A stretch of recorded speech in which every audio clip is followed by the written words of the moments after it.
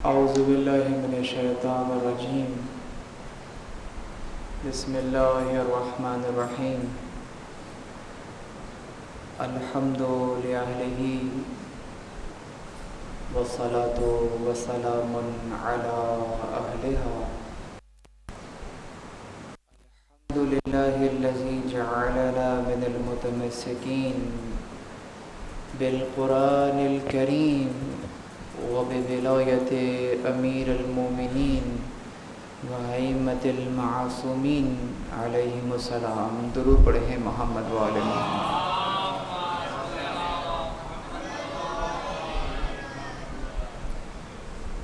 تمام تر تعریفیں خدائے لا یزال لم یزل کے لیے درود اور سلام محمد اور اہل بیت محمد علیہ الصلاۃ والسلام کی ذوات مقدسہ پر حمد ہے اس خدا کی کہ جس نے ہمیں اور آپ کو قرآن کریم، ولایت امیر المؤمنین اور دیگر ائمہ کی ولایت سے متمسک کیا۔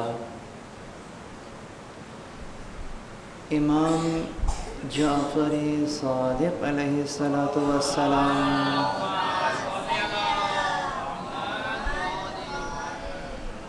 کے دور میں ثقافتی سرگرمیوں کے عنوان سے آپ سے مخاطب ہوں۔ اگرچہ یہ عنوان بہت ضخیم ہے کہ اگر اس پر ہر گوشے سے بات کی جائے تو یقیناً ایک نشست میں پورے موضوع کا احاطہ کرنا مشکل ہے۔ اجمالاً عرض کرتا چلوں کہ ائمہ علیہم السلام کی سیرت کو سمجھنے کے لیے ایک فارمولہ ذہن میں رکھیے گا، اور وہ یہ کہ پہلے درجے میں تو فقط کسی ایک امام کو یا کسی ایک امام کے فعل کو پڑھ کر یا کسی تاریخی واقعے کو پڑھ کر امام کی سیرت کا اندازہ نہ لگائیے گا۔ تاریخ اور ہے، سیرت اور ہے۔ سیرت یعنی طرز عمل، انداز عمل اور روش کا نام ہے۔ بہت توجہ، طرز عمل، انداز عمل، ائمہ کا طرز عمل، ائمہ کا انداز عمل، ائمہ کی روش کا نام سیرت ہے، طرز زندگی کا نام سیرت ہے۔ اگر کوئی واقعہ یا کوئی فعل انجام دیا جائے، مثلا رسول خدا کوئی فعل انجام دیں تو وہ فعل پیغمبر قرار پائے گا، سیرت پیغمبر قرار نہیں پائے گا۔ توجہ ہے؟ سیرت یعنی کہ کیا؟ اصلاً لفظ سیر سے نکلا ہے، سیر یعنی کہ چلنا پھرنا، لیکن جب اس کو ہم سیرتا کے عنوان سے دیکھتے ہیں تو اس کا مطلب ہوتا ہے چلنے کا انداز۔ ٹھیک ہے؟ تو ہم یہاں انداز عمل کی بات کریں گے۔ اب اتنے مختصر سے عرصے میں ہم ان ائمہ کو کس انداز سے سمجھ سکتے ہیں؟ تو یقیناً پہلے امام سے لے کر چوتھے امام تک ہم ایک دور تصور کرتے ہیں۔ پانچویں امام سے لے کر اور آٹھویں امام کے خراسان سے پہلے والے معاملات تک کو اگر لیتے ہیں تو یہ دوسرا دور تصور کر لیتے ہیں، اور اسی انداز سے پھر امام کے آخری 1.5 سال جو خراسان میں آپ کے صرف ہوئے ہیں، اس وہاں سے لے کر اور پھر باقی ائمہ تک تیسرا دور تصور کرتے ہیں۔ ان 3 ادوار میں اگر ائمہ کی زندگیوں کا مطالعہ کیا جائے اور ان کی کاوشوں پر نظر کی جائے تو ہمیں نظر آئے گا کہ پہلے دور کے ائمہ نے خون دے کر اس ننھی سی کوپل اسلام کہ جو کہ رسول خدا نے جس کا ثمر، جس کا بیج، جس کا تخم بویا تھا، اس کی آبیاری کی ہے خون دے کر، اور اس کی محافظت کی ہے کہ کہیں کوئی روند کر اسے نہ چلا جائے۔ تو پہلے درجے میں تو اس اصل کی حفاظت کی گئی کہ کوئی اس پورے کے پورے باغیچے کو ہی روند کے نہ چلا جائے۔ اور اس کے بعد جو تیسرا دور ہم نے نظر آتا ہے، اس میں ہمیں ائمہ علیہم السلام بے حیثیت رہبر نظر آتے ہیں۔ مطلب عالم اسلام میں احمد تو پہلے دن سے رہبر ہے، لیکن عالم اسلام میں جس انداز سے تعارف ہوا، خیال رہے عالم اسلام میں تعارف کس کس انداز سے ہوا ہے، 70 سال تک ممبروں سے مولا علی کو کیا کہا جاتا رہا ہے، کہنے کی ضرورت نہیں ہے۔ تو ایسے پرآشوب دور کے اندر اس ماحول میں اگر ائمہ اطہار بحیثیت رہبر کے پہچانے جائیں تو یقیناً یہ بہت بڑی بات ہے، بہت بڑی کامیابی ہے کہ فقط معلوم ہو گیا کہ 8ویں امام کو یہاں سے لے کر گزرا جائے گا تو وہاں پر ہزاروں لوگ جمع ہو جاتے ہیں، اور محدثین ہیں جو جمع ہو جاتے ہیں، حدیث نقل کرنے والے ہیں اور امام سے حدیث لینا چاہتے ہیں، یعنی کہ فقط لا علمی میں زیارت کرنے نہیں آ گئے تھے، کچھ جان کر آئے تھے اور کچھ لینے آئے تھے۔ جانتے تھے کہ اگر صحیح ثقافت اور تمدن ملنا ہے اسی جگہ سے ملنا ہے، یہ کامیابی نہیں تو اور کیا ہے۔ تو چنانچہ اب میں نے 3 ادوار آپ کے سامنے رکھے ہیں۔ آج کی جو گفتگو ہے وہ اس دوسرے دور کے اندر کی جانے والی نہ صرف یہ کہ سرگرمیاں بلکہ ثقافتی سرگرمیوں کے بارے میں ہے۔ جب کبھی بھی ہم اس دور کو پڑھتے ہیں تو اس میں خصوصیت کے ساتھ 5ویں اور 6ٹھے امام کے دور کو ملا کر صادقین کا دور کہہ کر پڑھتے ہیں۔ لقب تو 6ٹھے امام کا صادق قرار پایا ہے، لیکن جو طریقہ اور جو انداز اور جو دور اور جو ماحول اور جو سیاسی اور ثقافتی سرگرمی ہمیں نظر آتی ہے، تو یہ چونکہ اتنا ملا ہوا دور ہے کہ اس کو ہم الگ الگ کر کے بہت زیادہ نہیں پڑھ سکیں گے، اگرچہ کوشش کروں گا کہ بیان کروں۔ لیکن اس سے پہلے ایک آیت کی طرف روشنی ڈالنا چاہوں گا اور پھر وہاں سے اپنے موضوع سے متصل ہو جاؤں گا۔ پروردگار عالم کا ارشاد ہے کہ وَمَن يَبْتَغِ غَيْرَ الْإِسْلَامَ دِينًا لَن يُقْبَلَ مِنْهُ۔ بہت توجہ، مجھے ثقافت تک جانا ہے کہ جس نے بھی اسلام کے علاوہ کسی دین کی پیروی کی، لن يقبل منہ، اس سے وہ قبول نہیں کیا جائے گا۔ ٹھیک، یعنی یہاں پر ہمیں دین کسی ضابطۂ حیات کے عنوان سے نظر آتا ہے، کچھ پریکٹسز کا نام دین ہے، کچھ احکامات کے مجموعے کا نام دین ہے۔ کیا معنی دین کا؟ بچوں سے ذہنوں کے اندر بہت سارے سوالات ہوتے ہیں، کبھی مذہب کے عنوان سے بات ہوتی ہے، کبھی دین کے عنوان سے بات ہوتی ہے۔ فرق کیا ہے دونوں میں؟ مذہب ذہبہ سے نکلا ہے، ذہبہ سے مشتق ہے، یعنی کہ راستہ، یعنی فلاں شخص اس طرف چلا گیا، فلاں اس طرف چلا گیا۔ جیسے کہتے ہیں کہ فی المسألۃ الی کذا، یہ ہم آپس میں بھی بات کرتے ہوئے کہتے ہیں کہ میاں کس طرف جا رہے ہو، ارے تم کہاں نکل گئے۔ اس کا مطلب اگر کسی مسئلے کے اندر کوئی کسی دوسری راہ کو اپنا لے تو وہ جو اس کی دوسری راہ جو اس نے اپنا لی ہے وہ گویا اس کا راستہ قرار پایا، اور اگر اس نے اسی کو اپنا نظریہ قرار دے دیا تو یہ ایک الگ مذہب کی بنیاد بن جاتی ہے۔ چنانچہ مذہب ایک راستے کے عنوان سے نظر آتا ہے ہمیں۔ دین کے جو اصطلاحی معنی ہے وہ اطاعت تو جزا کے ہیں، مکمل ضابطۂ حیات کے ہیں، لیکن عزیزو دین کے لفظی معنی کیا ہے؟ مذہب کے لفظی معنی معلوم ہے، اور جس کسی سے بھی پوچھو دین کے معنی کیا ہے، کہتے ہیں مکمل ضابطۂ حیات۔ یہ تو اصطلاحی معنی ہے، لفظی معنی کیا ہے؟ اگر لفظی معنی سمجھ میں آ جائے تو پھر وہ جو مکمل ضابطۂ حیات کہا جا رہا ہے اس کی چاشنی سمجھ میں آئے گی۔ دین دال یا نون یعنی کہ دینن، اس کے بنیادی حروف تو یہی قرار پائیں گے نا، دینن۔ دین کسے کہتے ہیں؟ جہاں کہتے ہیں نا اللہم اقض عنا الدین واغننا من الفقر، دعا پڑھتے ہیں آپ، تو کیا دعا مانگ رہے ہیں؟ کہ ہر مقروض کا قرض ادا کر دیں۔ دین بمعنی قرض، وہیں سے یہ دین کے جو الفاظ بیان ہوتے ہیں۔ تو دین کا قرض سے کیا تعلق ہے؟ بہت توجہ۔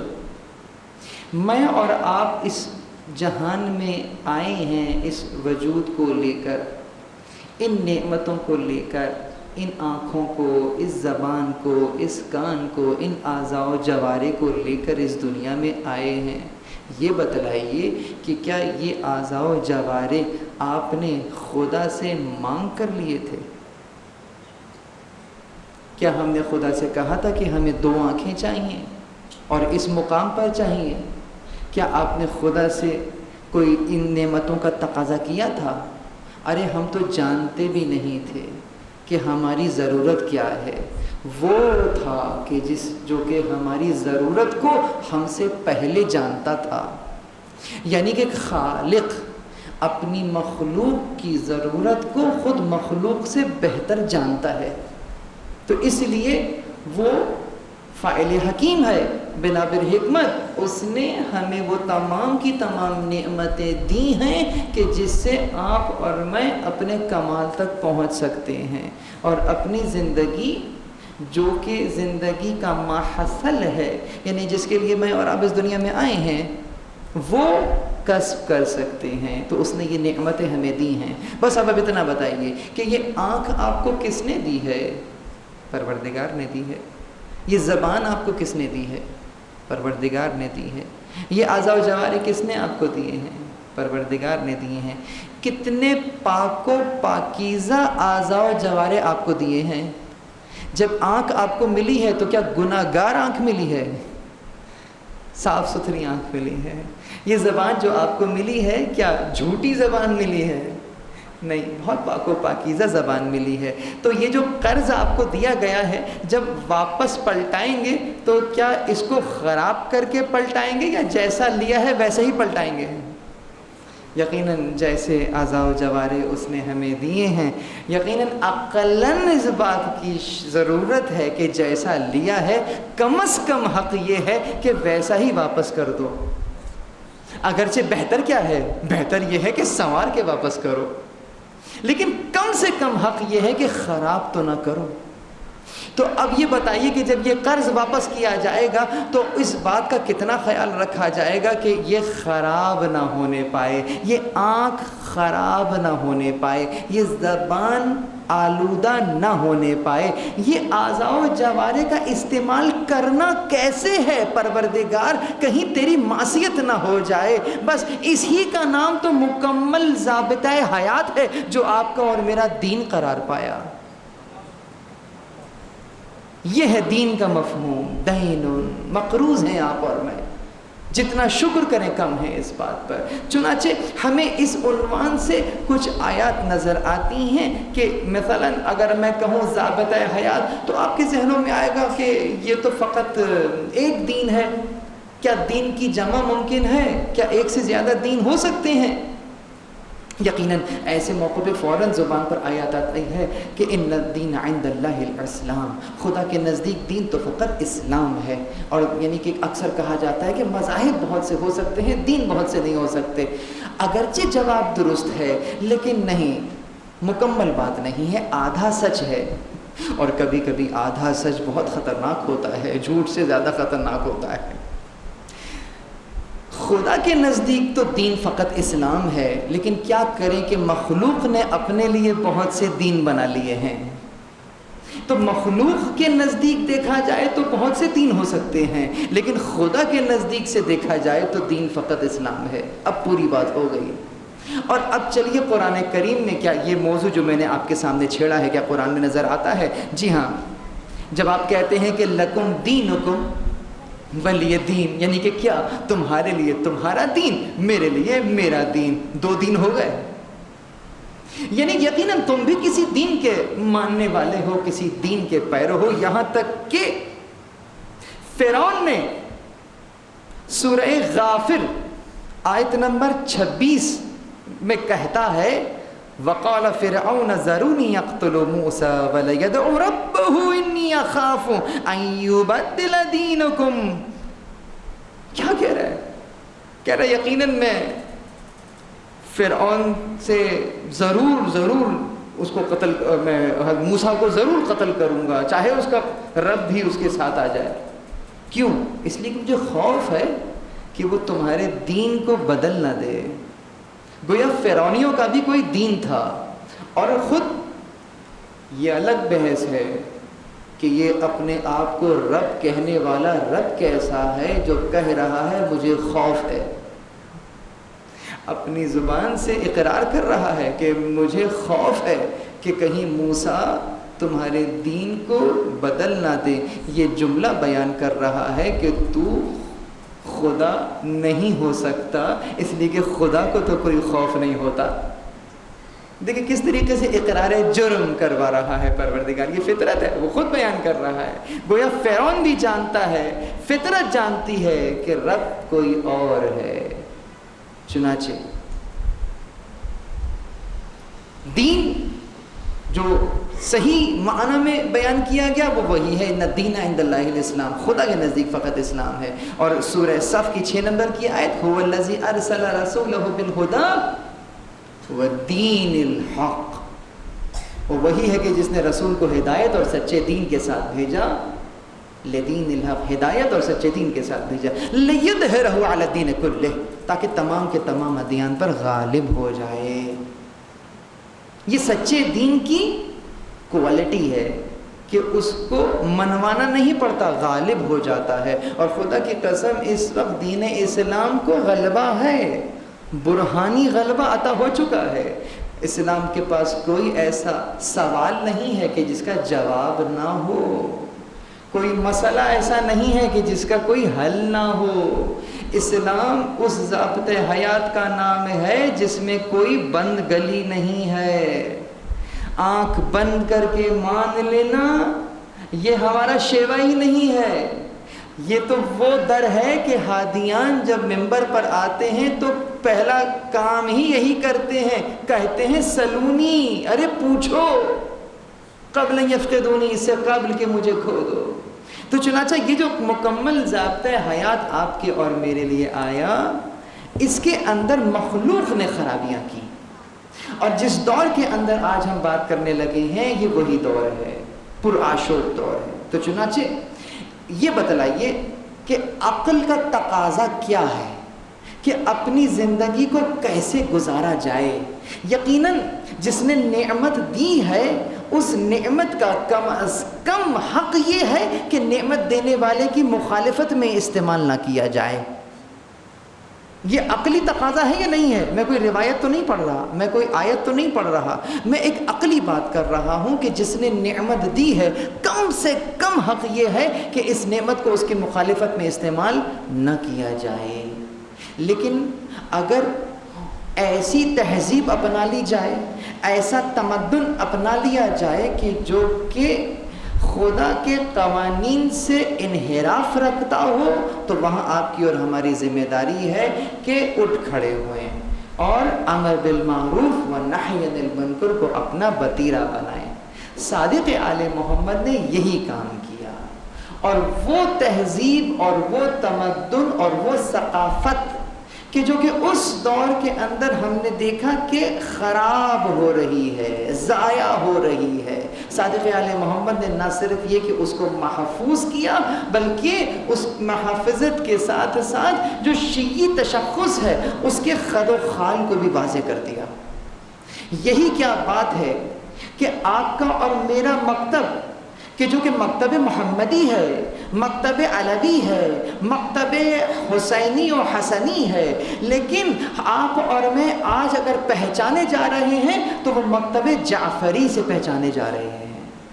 توجہ ہے، ایسا کیا کام انجام دیا آپ نے کہ آپ کی اور میری گویا پہچان بن گیا مکتب جعفری. یقیناً اس دور کے اندر اس کا مطلب بہت ساری باطل ثقافتیں اسلام میں داخل ہو رہی تھی کہ جس کا آپ نے کھل کر اظہار بھی کیا، محافظت بھی کی، رد بھی کیا اور دلیل کو قائم بھی کیا. اور اب جب آپ نے اس ثقافت کا علم بلند کیا تو لوگوں نے آپ کو جعفری کے عنوان سے جانا، اس لیے کہ جو شخصیت اس دور میں غالب رہی وہ صادق آل محمد کی تھی. چنانچہ ہمیں نظر یہ آتا ہے کہ مثلا انسان کے اعمال، یعنی کہ آپ کے اور میرے اعمال کو اگر کسی علم کے ساتھ تولا جائے گا تو وہ فقہ کا علم ہوگا نا، جہاں بندوں کے علوم سے بات کی جائے گی، بندوں کے افعال سے بات کی جائے گی کہ کون سا عمل کرنا ہے کون سا نہیں کرنا ہے. یہ علم جو ہے گویا ہمیں نظر آ رہا تھا کہ مقدوش ہو رہا ہے، ختم ہو رہا تھا. اور اب اگر عالم اسلام پر نظر کی جائے تو اس میں ہمیں بڑے بڑے نامی گرامی فقہا کا نام نظر آئے گا. مثلا امام ابو حنیفہ کا نام نظر آئے گا کہ جو کہ ایک مکتب کے بانی ہیں. آپ فرماتے ہیں کہ لولا سنتان فلحلق النعمان، کہ اگر میری زندگی کے وہ 2 سال نہ ہوتے جو کہ میں نے صادق آل محمد کی بارگاہ میں گزارے ہیں تو نعمان ہلاک ہو جاتا. اس کے بعد امام مالک کا نام آتا ہے. امام مالک صاحب الموتع، یہ وہ پہلی کتاب ہے حدیث کی اور روایات کی جو کہ اس زمانے میں کمپائلڈ ہوئی ہے. ذرا ستم ظریفی دیکھیں، خود امام ابو حنیفہ کی کوئی تصنیف نظر نہیں آئی ہے اس دور میں، موتع پہلی کتاب ہے. چنانچہ خود امام مالک کس کے شاگرد ہیں؟ صادق آل محمد کے شاگرد ہیں. اس کے بعد امام شافعی امام مالک کے شاگرد ہیں اور امام مالک صادق آل محمد کے شاگرد ہیں. یعنی امام شافعی صادق آل محمد کے شاگرد ہیں. اور اس کے بعد امام حنبل کہ جو کہ امام شافعی کے شاگرد ہیں. یعنی کہ کیا؟ یعنی آپ امام صادق کے شاگرد کے شاگرد ہیں. تو آپ کو اور ہمیں یہ فخر ہونا چاہیے کہ جس مکتب سے آپ اور ہم تعلق رکھتے ہیں وہ مکتب ہے کہ جس کے رہبران تمام عالم اسلام میں، چاہے کوئی ائمہ گزرے ہوں، چاہے کوئی محدث گزرے ہوں، بڑے سے بڑی شخصیت گزری ہو، لیکن آپ کے مکتب کے رہبر کے شاگرد کی حیثیت سے زانو ادب طے کیا ہوگا انہوں نے. تو یعنی جتنی بھی عالم اسلام میں بڑی شخصیات ہیں وہ آپ کی شاگرد رہ چکی ہے، رہبر سے تعلق ہے آپ کا. تو یہ احسان ہے امت مسلمہ پر کہ اس وقت اگر فقہ اسلامی کے طور پر پہچانی جا رہی ہے تو وہ صادق آل محمد علیہ السلام کی کاوشوں کا نتیجہ ہے. درود پڑھیں محمد والے.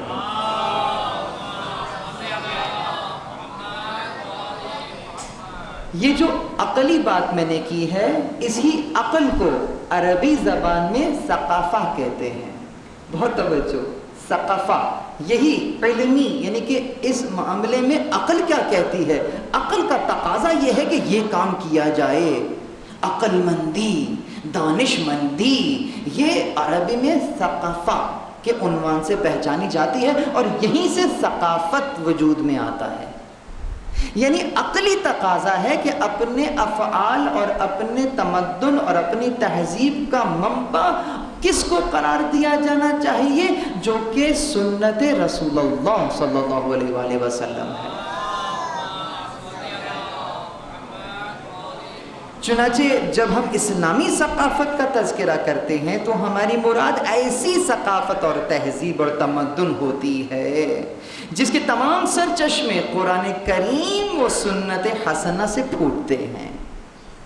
آپ کا دور یقیناً انتہائی پرآشوب دور اس عنوان سے ہے کہ صدر اسلام یعنی کہ رسول اللہ کے وصال کے فوراً بعد ہم نے دیکھا کہ حدیث کہنے پر پابندی لگا دی گئی، حدیث لکھنے پہ پابندی لگا دی گئی۔ اگرچہ ائمہ اطہار پہلے دن سے اپنے شاگردوں کو نہ صرف یہ کہ حدیث لکھنے کی ترغیب دے رہے تھے بلکہ کہتے تھے کہ اس کو لکھ لو، جب لکھ لو تو یاد کر لو، اور یاد کر لو تو آئندہ آنے والی نسلوں تک منتقل کرو۔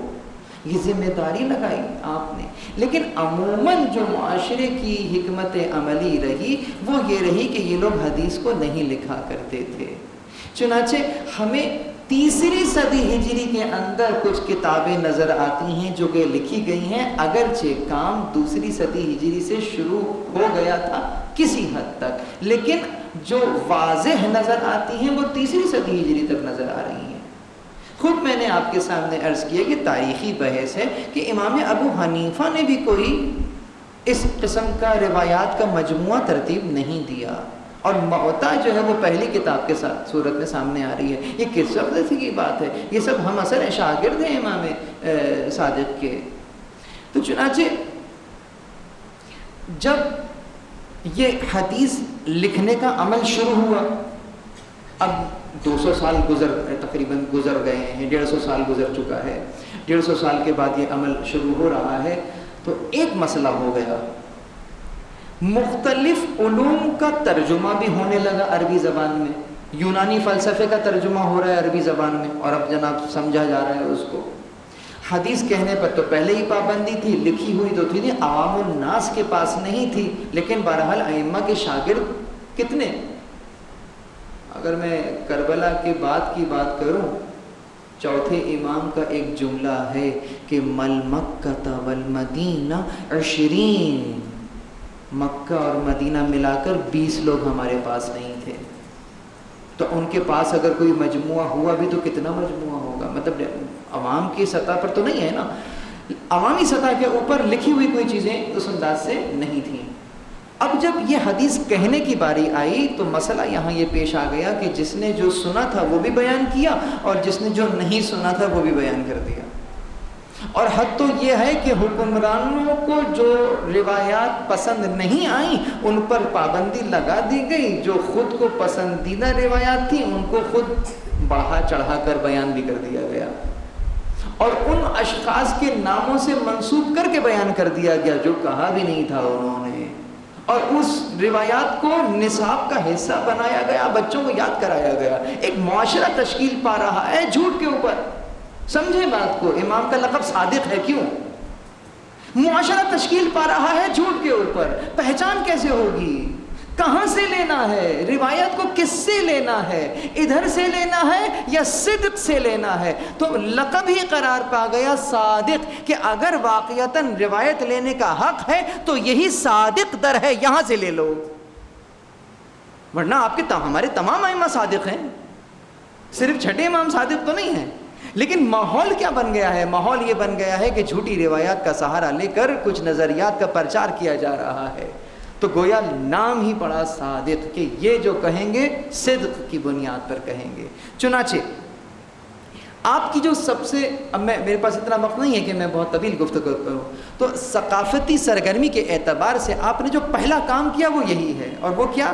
آپ نے قرآن کو حدیث پر حاکم قرار دیا۔ اصلاً آپ نے قرار نہیں دیا، رسول خدا کی روایات موجود ہیں، لیکن آپ نے گویا اس نظریے کا احیاء کر دیا، اور آپ نے یوں عموماً جو نظر آ رہا تھا کہ یہ بھی حدیث کہہ رہے ہیں، وہ بھی محدث ہیں، یہ بھی محدث بیان کر رہے ہیں، تو آپ نے ایک معیار دوبارہ زندہ کیا کہ دیکھو، فقط یہ نہ دیکھو کہ یہ حدیث ہے فلاں نے روایت کی ہے، ذرا قرآن سے بھی میچ کرو، کیا قرآن سے مماثلت رکھ رہی ہے؟ چنانچہ دیگر ائمہ نے بھی اس ثقافت کو اپنایا ہے۔ جامع الاخبار اور الآثار النبی والائمہ کے اندر اس کا تذکرہ بھی موجود ہے۔ اور ایک حدیث کافی کے اندر سے آپ کی سماعتوں کی نظر کروں گا کہ ما لم یوافق من الحدیث القرآن فہو زخرف، جس حدیث کی موافقت قرآن نہ کرے وہ درست نہیں ہے۔ صادق آل محمد ہیں، چاہیں تو خود کہہ سکتے ہیں کہ میں کہہ رہا ہوں یہ حدیث درست نہیں ہے، لیکن آپ ایک نظام دے رہے ہیں۔ سمجھیے امام کس چیز کے اوپر اشارہ کر رہے ہیں؟ امام ایک اصول دے رہے ہیں، ایک نظام دے رہے ہیں کہ دیکھو، چاہے ہمارے سامنے زانو ادب طے کیے ہوئے ہو یا ہمارے بعد، جب کبھی بھی تمہارے سامنے کوئی روایات پیش کی جائے قرآن سے، اسے دیکھ لو کہ موافق ہے یا مخالف ہے۔ اگر قرآن سے مخالف ہے تو راوی کے منہ پہ مار دو یا روایت کو دیوار پہ مار دو، دونوں الفاظ موجود ہیں۔ تو ہمیں نظر آ رہا ہے کہ اسی زمانے میں جو ترجمے ہو رہے ہیں مختلف علوم اور مختلف فلسفہ یونان کے، اور وہ عربی زبان میں آ رہے ہیں، تو امام وہاں پر اسلامی عرفان کا تعارف کرا رہے ہیں، اسلامی علوم کا تعارف کرا رہے ہیں، اور نہ صرف تعارف کرا رہے ہیں بلکہ وہ جو باطل نظریہ ہے اسے اس مشرب میں کہ جو کہ پیغمبر سے آپ نے لیا اس میں ملنے نہیں دے رہے، اور واضح خط کھینچ رہے ہیں۔ گویا یوں سمجھ لیجئے کہ گویا جیسے ایک دریا ہوتا ہے نا، بہتا ہوا ٹھاٹے مارتا ہوا، اس کے اندر کچھ غلاظت اور گندگی بھی آ جائے تو اسی کے اندر آپ کو ایک ایسا چینل نظر آ رہا ہے کہ جو کہ صاف اور پاک اور پاکیزہ ہے، کہ باطل اس میں کہیں دائیں بائیں سے داخل نہیں ہو پا رہا۔ یہ ائمہ کا وہ چینل ہے کہ مختلف دور کے اندر وہ نظریات آ رہے ہیں، لیکن آپ اس کا دفاع اس انداز سے کر رہے ہیں۔ اسی لیے ہمیں پھر نظر آتا ہے کہ امام علیہ السلام نے قرآن کو حدیث پر حجت قرار دیا، نہ کہ حدیث کو قرآن پر حجت قرار دیا۔ اسی سلسلے میں پھر جو دوسری کاوش آپ نے کی ہے وہ وہی فقہ کے معاملات میں کی ہے، اس لیے کہ گرد و نواح میں آپ مجھ سے بہتر جانتے ہیں قیاس اور استحسان کے نام سے بہت خرافات رائج ہو چکی ہیں، کہ جہاں اپنی عقل بھی میں نہیں کہوں گا کیونکہ عقل کا تعلق اس سے نہیں، بس یوں ہی اگر ایسا ہے تو پھر وہ ویسا ہوگا، ازمپشنز کے اوپر دین قائم ہونے سے لگے کہ اگر یہاں ایسا حکم ہے تو وہاں بھی ویسا حکم ہوگا اور پھر اس پہ عمل کر لیا جائے۔ تو یہ جو قیاس فقہ میں رائج ہونا شروع ہوا، آپ نے اس کی شدید الفاظ کے اندر مذمت کی ہے۔ ابھی وقت نہیں ہے کہ وہ مناظر بھی بیان کروں، لیکن بس اتنا سمجھ لیجئے گا کہ فقہ کے اندر وہ مطالب اور وہ عناصر کے جو کہ فقہ کو آلودہ کرتے ہیں آپ نے محافظت فرمائی، اور وہ تہذیب اور وہ ثقافت کے جو کہ اسلامی ثقافت ہے اس کا احیا کیا۔ چنانچہ ابن طاووس نے نقل کیا ہے، بحر الانوار کے اندر روایت بھی موجود ہے کہ وہ جو بیان فرما رہے ہوتے تھے ائمہ، اس کی باقاعدہ کتابت کروا کر حفظ کرواتے تھے اپنے ان نظریات اور اسلامی ثقافت کو، اور اس کی بنیاد کے اوپر وہ جو فقہی مسائل ہیں، وہ جو فقہی اصول ہیں وہ بیان فرمایا کرتے تھے، لکھوایا کرتے تھے باقاعدہ۔ چنانچہ وسائل الشیعہ کے اندر بھی ہمیں نظر آتا ہے، ایک طویل روایت ہے، درمیان سے ایک ٹکڑا آپ کے سامنے عرض کر رہا ہوں۔ ایک شخص آیا اور اس نے صادق علیہ محمد سے پوچھا کہ یہ بتلائیے کہ اللہ کے رسول نے اپنے زمانے میں سب کچھ پہنچا دیا تھا؟ آپ نے فرمایا کہ ہاں، تمام وہ علوم کہ جو قیامت تک ضروری ہیں آپ نے پہنچا دیے تھے۔ تو پوچھنے والے نے پوچھا کہ اچھا یہ بتلائیے اس میں سے کچھ ضائع ہوا ہے؟ بہت توجہ، یہ سوال کرنے والے نے یہ سوال کیوں کیا؟ یقیناً اس دور کے اندر بہت ساری چیزیں ضائع ہو رہی ہوں گی، تو اس نے یہ سوال کیا ہے آ کر کہ وہ جو پہنچا دیا ہے سب کچھ، کیا اس میں سے کچھ ضائع ہوا ہے؟ آپ نے فرمایا کہ کچھ ضائع نہیں ہوا، ہم اہل بیت کے پاس محفوظ ہے۔ ہم اہل بیت کے پاس موجود ہے، محفوظ ہے۔ یہ ان صحیفوں کی طرف اشارہ فرما رہے ہیں کہ جو کہ ہر دور میں امام کے پاس لکھا ہوا ہوتا تھا، اور اس کے اندر کچھ اصول بھی لکھے ہوتے تھے، اور مستقبل قریب یا مستقبل بعید کے واقعات بھی اس میں درج ہوا کرتے تھے۔ تو آپ نے فرمایا کچھ ضائع نہیں ہوا، ہمارے پاس موجود ہے۔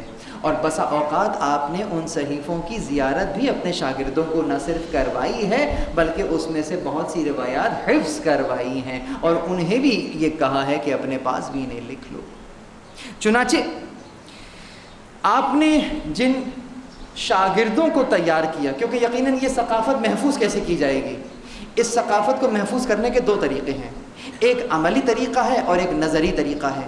نظری طریقہ تو یہ ہے کہ آپ نے بیان کر دیا، لیکن آپ نے بیان کیا خدا معلوم کسی نے کسب کیا یا نہیں کیا۔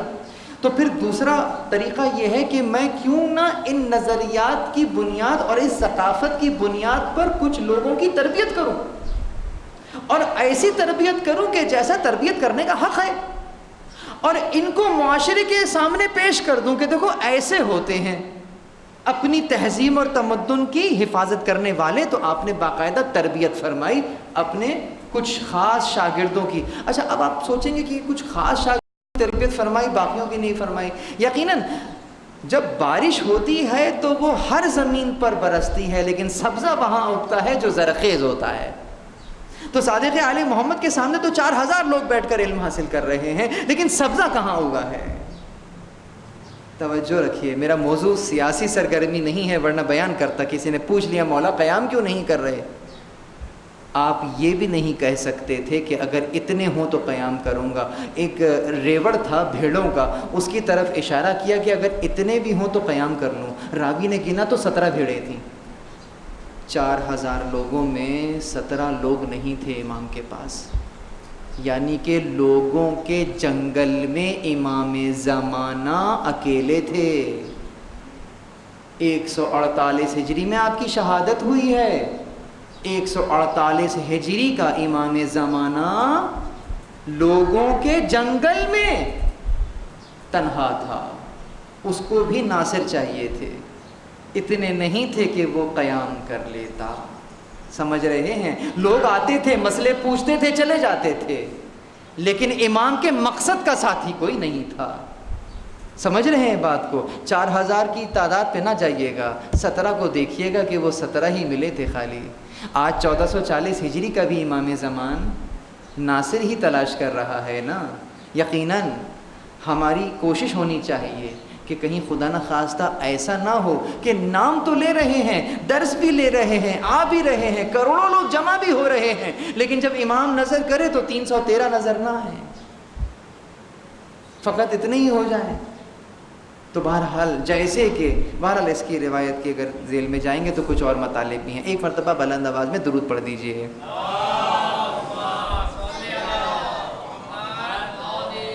چنانچہ آپ کے ممتاز شاگردوں میں چند نام لے رہا ہوں۔ حشام بن حکم ہیں، محمد بن مسلم ہیں، ابان بن تغلب ہیں، حشام بن سالم ہیں، مفضل بن عمر ہیں اور جابر بن حیان ہیں، زرارہ بن عیون ہیں، حمران بن اعین ہیں، اور ان کے 4 بھائی بھی ہیں جو کہ آپ کے سامنے زانوئے ادب طے کرتے ہیں۔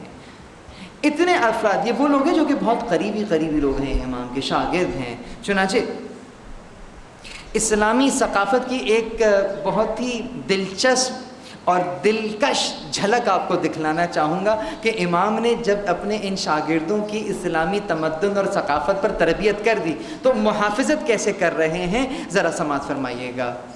ایک شخص ہے، شامی ہے، نام لینے کی ضرورت ہی نہیں ہے، شام سے آیا ہے، کیا تہذیب ہوگی اس کی، کیا تمدن ہوگا۔ آنے کے بعد صادق علیہ محمد کے سامنے آتا ہے اور کہتا ہے کہ میں کچھ سوالات کرنا چاہتا ہوں، کچھ علوم کے بارے میں سوالات کرنے ہیں۔ آپ نے فرمایا کہ پوچھو، کیا پوچھنا چاہتے ہو؟ وارث سلونی ہے، دعوی سلونی نہیں کر رہے، لیکن چونکہ وارث سلونی ہے کریں، پوچھو کیا پوچھنا چاہتے ہو۔ تو اس نے کہا کہ میں آپ سے مناظرہ کرنا چاہتا ہوں۔ امام سے مناظرہ کرنا چاہتا ہے، شامی امام سے مناظرہ کرنا چاہ رہا ہے۔ امام نے کہا کس موضوع پر مناظرہ کرنا چاہتے ہو؟ تو کہتا ہے کہ میں قراءت قرآن کی کیفیت کے بارے میں مناظرہ کرنا چاہتا ہوں۔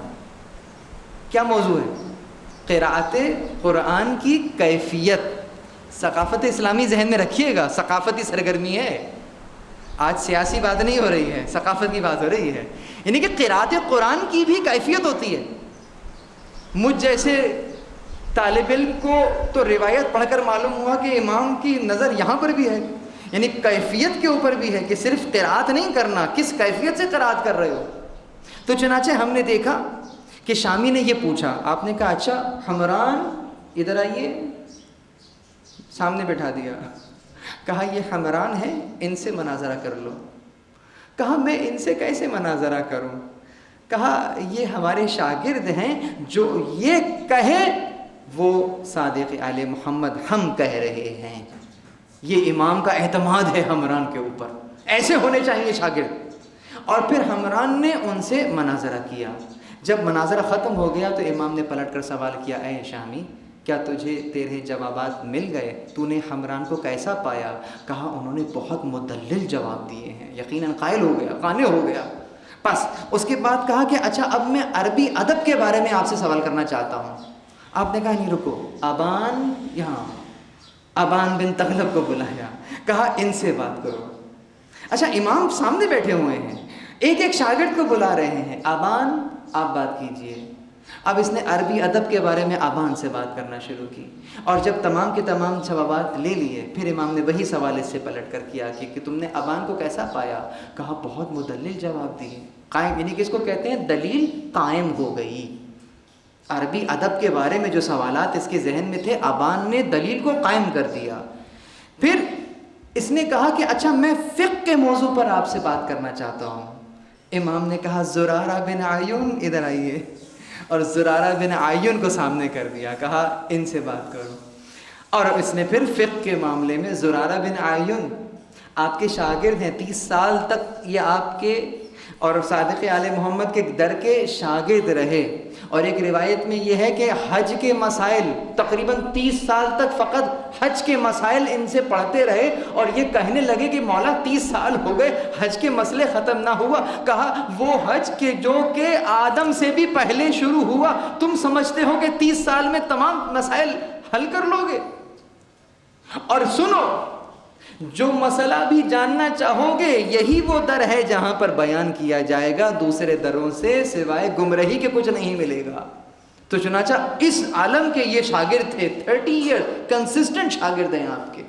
اس کے بعد پھر یہ کہتا ہے کہ اچھا میں آپ سے کلام کے عنوان سے مناظرہ کرنا چاہتا ہوں۔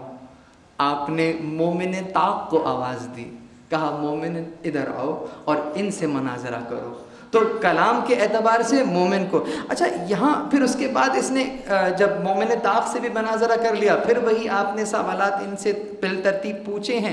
پھر کہتا ہے کہ اچھا کوئی اور موضوع بھی ہے جس پر بات کرنا چاہتے ہو؟ کہا جی ہاں، استطاعت انسان، توحید اور امامت کے موضوع پر بھی مناظرہ کرنا چاہتا ہوں۔ اب 3 موضوع ایک ساتھ بیان کیے اس نے۔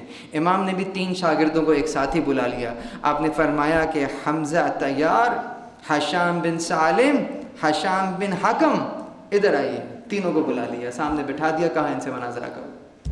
یعنی آپ ایک بہت لطیف نقطہ ملاحظہ فرمائیے کہ امام کے شاگرد تو سارے ہیں، لیکن جو علم ان کے اوپر غالب ہے، یعنی کہ جو ابان اگر چاہتے ہیں فقہ کے معاملے میں تو ان کو فقہ ہی کے اندر تعلیم دی جا رہی ہے، یعنی کہ ہر ایک کی اسپیشلٹی جسے آپ کہتے ہیں وہ مخصوص ہے۔ طالب علم سب مولا صادق کے ہیں، لیکن ہر ایک اپنے اپنے کمال کو کسب کیے ہوئے ہیں، اور مولا اس کمال کو انڈورس کر رہے ہیں، سند دے رہے ہیں کہ یقیناً یہ جو ہے اس وقت عالم ہے اس موضوع پر۔ ایک سوال کروں، بہت توجہ، شاید آپ کو ایک اور انداز سے ایک اور مسئلہ حل ہوتے ہوئے نظر آ جائے کہ صادق آل محمد گویا تیار کر رہے ہیں کہ کل اگر تم ہم تک نہ پہنچ سکو تو جو ہمارے علوم کے وارث ہیں ان سے سوال کر لیا کرو، جواب لے لیا کرو، جو جواب تمہیں ملے گا وہ ہم ہی نے تمہیں دیا ہے۔ تو وکلا کا نظام اگرچہ ہمیں 10ویں امام کے دور میں نظر آتا ہے، لیکن تربیت یہیں سے نظر آ رہی ہے۔ پوچھنے والا امام سے پوچھ رہا ہے، لیکن امام اپنے نائبین کو سامنے کر رہے ہیں کہ اس سے پوچھو، اس سے اس کے بارے میں پوچھ لو۔ تو چنانچہ سیرہ پیشوان مہدی اور پیشوانی کتاب ہے، جس کے اندر یہ پورا مناظرہ اور یہ تمام واقعات بھی نقل تھے جو میں نے آپ کے سامنے بیان کیے۔ اس کے علاوہ ہم نے دیکھا کہ صادق آل محمد کے دور میں شیعوں کا جو ثقافتی ورثہ ہے اس میں بیش بہا اضافہ ہوا ہے۔ ایسا نہیں ہے کہ پہلے موجود نہیں تھا، لیکن خصوصیت کے ساتھ اضافہ ہوا ہے۔ ثقافت کا مطلب کیا ہے؟ یہی ہے نا کہ مجھے اپنے رسوم، اپنی روایات، اپنی تہذیب اور اپنی تمدن کا منبع کسے قرار دینا ہے اور کس انداز سے قرار دینا ہے، اسی کو ثقافت کہیں گے۔ تو چنانچہ آپ نے جس انداز سے دعائیں تعلیم فرمائی ہیں، جس انداز سے زیارات تعلیم فرمائی ہیں، وہ بھی صحرا صادق آل محمد کو جاتا ہے۔ چنانچہ سب سے پہلی زیارت، جسے آپ زیارت عاشورہ کے نام سے جانتے ہیں، یہ زیارت عاشورہ کس نے تعلیم دی؟ 5ویں امام نے، امام باقر نے تعلیم دی تھی۔ لیکن صادقین کے دور ہے، دور وہی، میں نے عرض کیا تھا کہ اسی دور کو دیکھیے گا کیا ثقافت مل رہی ہے۔ کہا کہ یہ سب سے قدیم زیارت ہے، کامل الزیارات کے اندر بھی ہے، اور سید نے اقبال کے اندر بھی جو ہے اس کے اندر لکھا ہے، سید ابن طاؤس نے اقبال الاعمال کے اندر بھی اس کو لکھا ہے اور نقل کیا ہے۔ 2 روایاتیں آتی ہیں، ایک علقمہ سے ہم تک پہنچی ہے اور ایک صفوان سے پہنچی ہے زیارت عاشور۔ تو چنانچہ ان دونوں کو جو ہے وہ، اچھا یہ علقمہ جو ہے یہ دونوں کے شاگرد ہیں، تو یہ ان کے جو اصحاب ہیں وہ شاگرد بھی دونوں کے رہے ہیں کیونکہ دور ایک ہے۔ تو اب ان کو جو تعلیم دی، کیوں تعلیم دی؟ تاکہ اگر آپ کو اور مجھے یہ ائمہ بتلانے والے نہ ہوتے تو ہمیں یہ بھی نہ معلوم ہوتا کہ ہمیں امام معصوم سے بات کس انداز میں کرنی ہے۔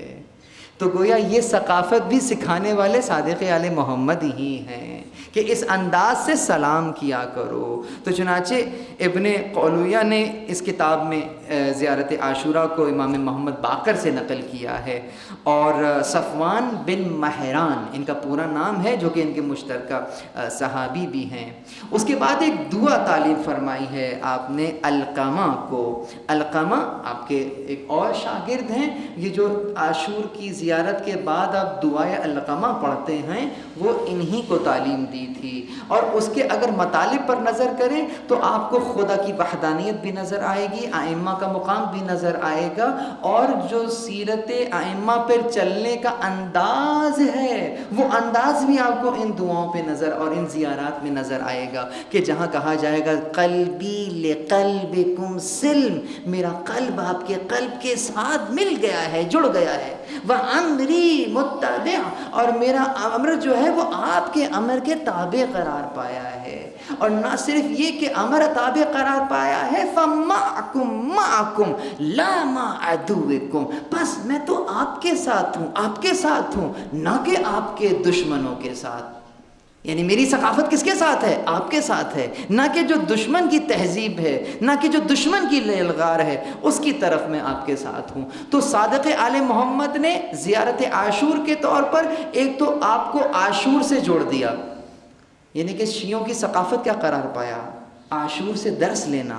6 امام ہیں، درس دے رہے ہیں، زیارت عاشور نقل کر رہے ہیں، دعائے علقمہ پڑھا رہے ہیں، اور نہ صرف پڑھا رہے ہیں بلکہ آپ کو سن کر بہت سے شاید لوگوں کے لیے اضافہ ہو علم میں کہ امام محمد باقر کا سلسلہ تو مدینے میں رہا ہے، لیکن 6 امام نے سفر بھی کیا ہے عراق کا، اور آپ عراق میں رہے بھی ہیں۔ آج جو کربلا جاتے ہیں وہاں پہ مقام امام صادق پر جا کر یقیناً دعائیں پڑھتے ہوں گے۔ آپ وہاں پر آئے ہیں اور اس جگہ پر ٹھہرے بھی ہیں، اور نہ صرف ٹھہرے ہیں بلکہ صفوان ساتھ ہیں، اور وہ روایت کر رہے ہیں کہ اس مقام پر مولا نے اس انداز سے زیارت پڑھی ہے۔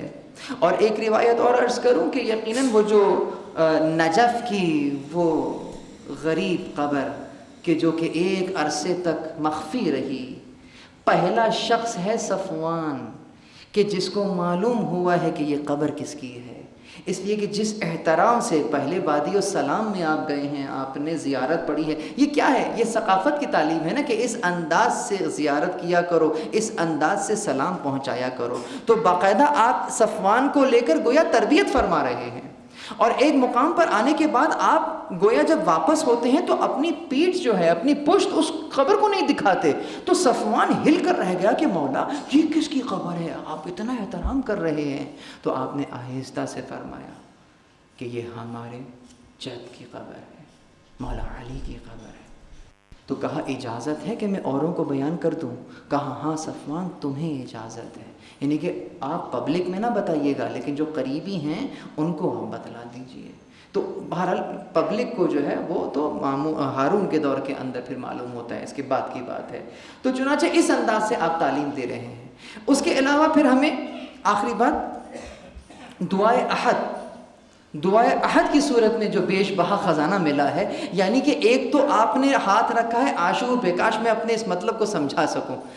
ایک تو آپ نے عاشور کی ذرا تعلیم فرمائی ہے، ذرا دونوں کو ملائیے کہ ایک عاشور سامنے رکھ رہے ہیں، دعائے عہد کو سامنے رکھ رہے ہیں. یعنی کہ کیا دیکھو اس دور میں 61 ہجری میں امام زمانہ کے ساتھ لوگوں نے کیا کیا تھا، دفعتکم عن مقامکم وَأَزَالَتْكُمْ عَنْ مَرَاتِبِكُمُ الَّتِي رَتَّبَكُمُ اللَّهُ فِيهَا. ان لوگوں نے امام زمان کو دور کر دیا تھا اس مرتبے سے جو خدا نے انہیں دیا تھا، ان کے مقام سے دور کر دیا تھا، ان کے اس مرتبے سے گرا دیا تھا جو پروردگار نے انہیں دیا تھا. أَزَالَتْكُمْ عَنْ مَرَاتِبِكُمُ الَّتِي رَتَّبَكُمُ اللَّهُ فِيهَا. اور اس پر آپ نے لعن کیا ان لوگوں کے اوپر. یہ بنی امیہ کے وہ جرائم تھے کہ جو کہ امام بیان فرما رہے ہیں. یعنی کہ اگر جرموں میں، جرائم میں سب سے بڑا جرم اگر کوئی قرار پائے گا وہ امام زمانہ کو ان کے مقام سے گرا دینا قرار پائے گا. یہیں سے سارے مسائل شروع ہو جائیں گے. تو چنانچہ آج 1440 ہجری کے اندر امام زمانہ کا مقام کیا ہے؟ امام زمانہ کا مقام وہی ہے کہ جو مولا علی کو غدیر میں ملا ہے. مجھے بتائیے غدیر میں کون سا مقام ملا ہے؟ ولایت علی کس شے کا نام ہے؟ اگر ولایت علی کسی خشک عقیدے کا نام ہے تو یہ بتلائیے ثقیفہ میں کون سی شے تھی جو علی سے چھن گئی ہے؟ کیا مولا علی سے ان کی ولایت چھن گئی ہے؟ کیا مولا علی سے ولایت کو چھینا جا سکتا ہے؟ کیا ولایت چھیننے کی چیز ہے؟ یقیناً چھیننے کی چیز نہیں ہے. کیا شے چھنی ہے؟ حق رہبری چھن گیا ہے. حق رہبری چھن گیا ہے. یقیناً ثقیفہ میں جو چھنا ہے وہ وہی چھنا ہے جو غدیر میں ملا تھا.